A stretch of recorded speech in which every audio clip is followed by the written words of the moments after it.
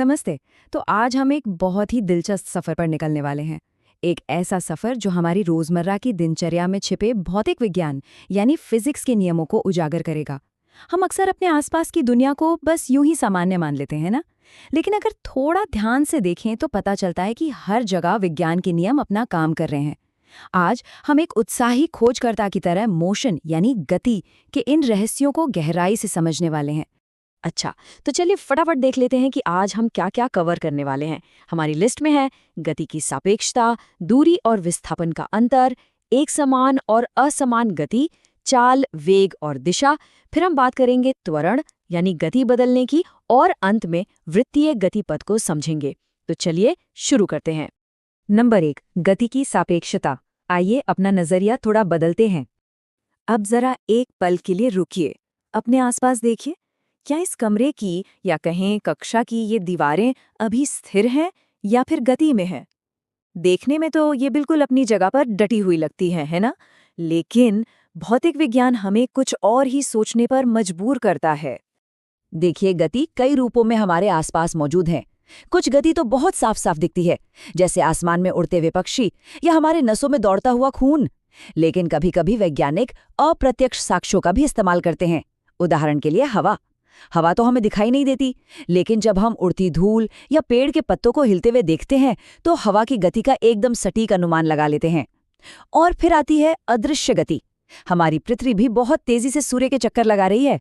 हमें ये गति सीधे तौर पर महसूस नहीं होती, लेकिन जरा सोचिए, सूर्योदय, सूर्यास्त और मौसम का बदलना, ये सब इसी बात का तो सबूत है कि सब कुछ लगातार गति में है। तो तकनीकी रूप से देखा जाए तो वो दीवारें भी स्थिर नहीं हैं। खैर, अब एक बड़ा सवाल ये है कि हम गति को इतना पढ़ते और समझते क्यों हैं? असल में गति खतरनाक भी हो सकती है और हमारे लिए वरदान भी। जब गति अनियंत्रित होती है ना, तो ये बाढ़, सुनामी या भयंकर तूफान का रूप ले लेती है। आपको पता है, हमारे आपातकालीन प्रतिक्रिया दलों को इन प्राकृतिक आपदाओं से निपटने के लिए इसी गति को लगातार ट्रैक करना पड़ता है। लेकिन जब हम इसी गति को कंट्रोल कर लेते हैं तो ये कितनी फायदेमंद हो जाती है। जैसे नदियों के बहते पानी की गति का इस्तेमाल करके हम अपने घरों के लिए पन बिजली यानी हाइड्रो इलेक्ट्रिक पावर पैदा करते हैं। है ना कमाल की बात? किसी भी चीज की गति या जगह को बताने के लिए हमें एक शुरुआती पॉइंट की जरूरत होती है। इसे कहते हैं संदर्भ बिंदु या रेफरेंस पॉइंट। इसे घर के एक सिंपल उदाहरण से समझते हैं। मान लीजिए आपको किसी को बताना है कि रसोई कहाँ है। आप कह सकते हैं कि रसोई घर के मुख्य दरवाजे से 10 मीटर उत्तर में है। यहाँ वो मुख्य दरवाजा आपका संदर्भ बिंदु है। बिल्कुल वैसे ही जैसे हम कहते हैं कि गांव का स्कूल रेलवे स्टेशन से 2 किलोमीटर दूर है। बिना इस संदर्भ बिंदु के किसी भी चीज की सही लोकेशन बताना लगभग नामुमकिन है। अब इस बेसिक जानकारी के बाद चलिए एक छोटे से सवाल पर विचार करते हैं। जब कोई चलती हुई बस या ट्रेन में सफर कर रहा होता है, तो वो गति को कैसे महसूस करता है? ये स्थिति गति की सापेक्षता यानी रिलेटिविटी को समझने का सबसे बढ़िया तरीका है। गति पूरी तरह से सापेक्ष है। कैसे? सोचिए, एक बस में बैठा व्यक्ति अपने साथ बैठे दूसरे यात्रियों के लिए एकदम स्थिर है, लेकिन जैसे ही वो खिड़की से बाहर देखता है, उसे लगता है कि सड़क के किनारे के पेड़ बहुत तेजी से पीछे भाग रहे हैं। और वहीं अगर कोई व्यक्ति सड़क पर खड़ा होकर उस बस को देखे तो उसे क्या दिखेगा? उसे पूरी बस और उसके अंदर बैठे सारे लोग आगे बढ़ते हुए दिखाई देंगे। मतलब एक ही समय में एक ही व्यक्ति स्थिर भी है और गति में भी। ये पूरा खेल इस बात का है कि देखने वाले का संदर्भ बिंदु क्या है। चलिए अब अपनी चर्चा को आगे बढ़ाते हैं। भाग 2, दूरी बनाम विस्थापन। देखते हैं कि पथ और दिशा में क्या अंतर है। मान लीजिए आपको एक जगह से दूसरी जगह जाना है। आप जिस भी रास्ते से होकर जाते हैं, उस पूरे रास्ते की कुल लंबाई को दूरी या डिस्टेंस कहते हैं। ये आपकी पूरी यात्रा है। लेकिन विस्थापन यानी डिस्प्लेसमेंट थोड़ी अलग चीज है। ये बस आपकी शुरुआत की जगह और आपकी मंजिल के बीच की सबसे छोटी एकदम सीधी दूरी है। विस्थापन को इस बात से रत्ती भर भी फर्क नहीं पड़ता कि आप किस गली से या कितने घुमावदार रास्ते से होकर आए हैं। उसे बस सीधी लाइन से मतलब है। तो क्या अब हम एक चुनौती के लिए तैयार हैं? जरा सोचिए, क्या कभी ऐसा हो सकता है कि कोई बहुत लंबी यात्रा करे, बहुत सारी दूरी तय करे, लेकिन फिर भी उसका विस्थापन एकदम शून्य यानी जीरो हो? आइए इसे एक क्लासिक गणितीय उदाहरण से हल करते हैं। एक किसान है जो 10 मीटर वाले एक चौकोर यानी वर्गाकार खेत के किनारे किनारे चलता है। उसे खेत का एक पूरा चक्कर लगाने में 40 सेकंड लगते हैं। अब सवाल ये है कि 2 मिनट और 20 सेकंड के बाद यानी कुल 140 सेकंड के बाद उसकी स्थिति क्या होगी। चलिए हिसाब लगाते हैं। 140 को 40 से भाग दें तो जवाब आता है 3.5 चक्कर। इसका मतलब है कि 3 पूरे चक्कर लगाने के बाद वो वापस वहीं खड़ा होगा जहां से उसने शुरुआत की थी। तो इस पॉइंट पर उसका विस्थापन क्या हुआ? बिल्कुल 0। और फिर बाकी बचे आधे चक्कर में वो खेत के ठीक विपरीत वाले कोने पर पहुंच जाएगा। अब उसका फाइनल विस्थापन क्या है? वो बस उस शुरुआती कोने से विपरीत कोने तक खींची गई एक सीधी डायगोनल लाइन है। देखिए, उसने दूरी तो बहुत ज्यादा तय की, लेकिन विस्थापन केवल वो छोटी सी सीधी लाइन है। भाग 3, एक समान और असमान गति। चलिए समझते हैं कि गति कितने प्रकार की होती है। मुख्य रूप से गति 2 तरह की होती है। पहली है एक समान गति या यूनिफॉर्म मोशन। ये तब होती है जब कोई वस्तु बराबर समय में बिल्कुल बराबर दूरी तय करे, जैसे एक खाली सीधी सड़क पर एक ही स्पीड से क्रूज करती हुई कार। लेकिन सच कहूं तो हमारी रोजमर्रा की जिंदगी में ऐसा बहुत कम होता है। हमारी ज्यादातर गति असमान गति यानी नॉन यूनिफॉर्म होती है। इसमें समान समय में तय की गई दूरी कम ज्यादा होती रहती है। उदाहरण के लिए किसी भीड़भाड़ वाले पार्क में जॉगिंग करना या फिर ट्रैफिक जाम में फंसी हुई कार जो कभी चलती है कभी रुकती है।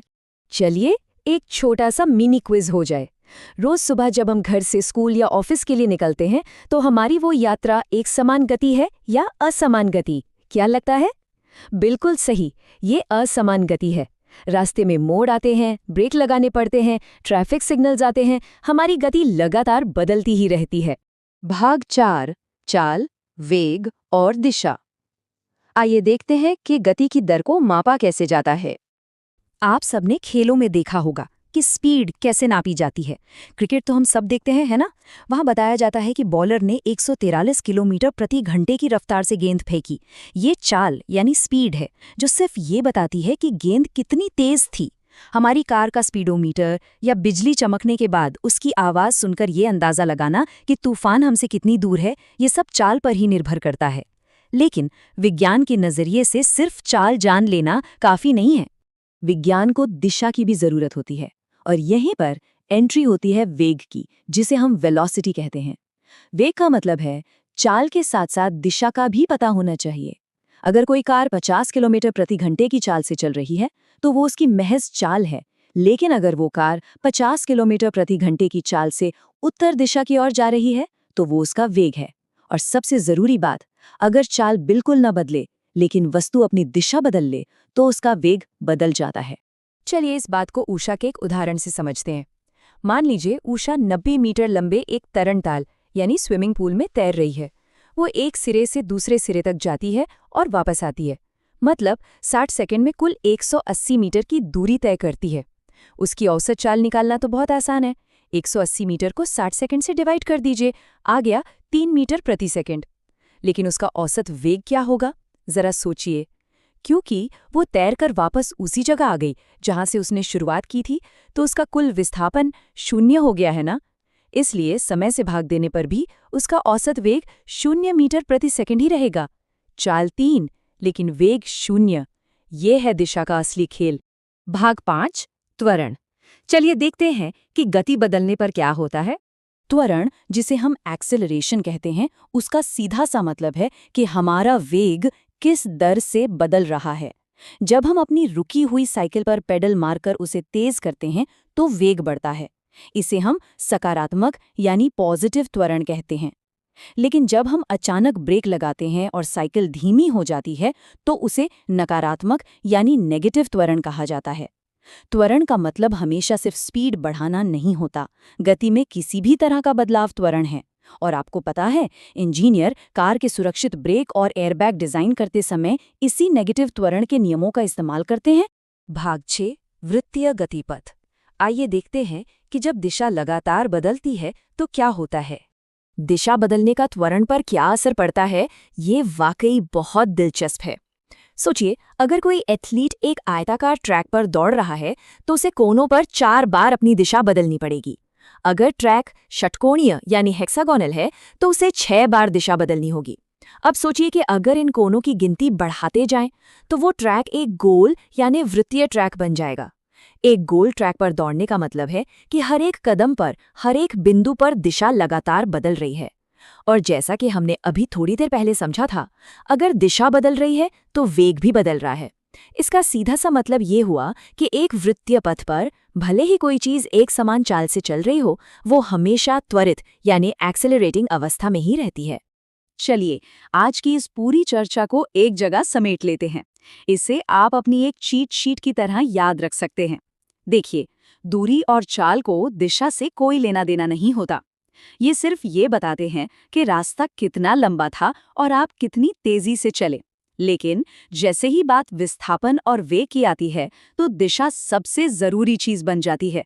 भौतिक विज्ञान के इन बुनियादी आधारों को दिमाग में बैठाने का ये सबसे आसान तरीका है। अब इस चर्चा को खत्म करने से पहले मैं आपके लिए एक बहुत ही दिलचस्प सवाल छोड़कर जा रहा हूँ। जैसा कि हमने आज देखा, हमारे कमरे की दीवारें भी वास्तव में स्थिर नहीं हैं, क्योंकि पृथ्वी लगातार सूर्य के चक्कर लगा रही है। सूर्य खुद हमारी आकाशगंगा में घूम रहा है और हमारी आकाशगंगा भी इस विशाल ब्रह्मांड में गति कर रही है। यहाँ तक कि सबसे छोटे परमाणु और अणु भी हमेशा कंपन करते रहते हैं। तो सवाल ये है कि अगर हर एक चीज हमेशा गति में ही है, तो क्या इस पूरे ब्रह्मांड में स्थिरता यानी पूरी तरह से रेस्ट में होने का कोई एक अंतिम संदर्भ बिंदु मौजूद भी है? इस अनंत गति के बारे में सोचना सच में दिमाग को हिला देता है। आज का हमारा ये सफर यहीं समाप्त होता है। भौतिकी के इस रोमांचक खोज में हमारे साथ जुड़ने के लिए बहुत बहुत धन्यवाद।